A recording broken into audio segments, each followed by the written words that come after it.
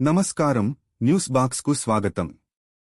Tamil Nadu assembly ఎన్నికలపై డీఎన్డీకే ప్రధాన కార్యదర్శి ప్రేమలత కీలక వ్యాఖ్యలు చేశారు. ఈ ఎన్నికల్లో డీఎన్కే కూటమి 200కు పైగా స్థానాల్లో సునాయాసంగా విజయం సాధిస్తుందని ఆమె ధీమా వ్యక్తం చేశారు. కాంచీపురంలో అమ్మవారిని దర్శించుకున్న అనంతరం ఆమె మీడియాతో మాట్లాడుతూ డీఎన్కే కూటమి సీట్ల పంపకాలు పూర్తయ్యాకే తమ పార్టీ పోటీ చేసే నియోజకవర్గాలను ప్రకటిస్తామని తెలిపారు. ఈ ఎన్నికల్లో తాను, తన కుమారుడు విజయ్ ప్రభాకరన్ పోటీ చేయాలని పార్టీ శ్రేణుల నుంచి తీవ్ర ఒత్తిడి ఉందని ప్రేమలత వెల్లడించారు. ఇక ఒడిశాలో విషాద ఘటన చోటు చేసుకుంది. కటక్ ఎస్సీబీ ఆసుపత్రిలో సంభవించిన భారీ అగ్ని ప్రమాదంలో 10 మంది మృతి చెందినట్లు సమాచారం. ఇవి నేటి ప్రధాన వార్తలు.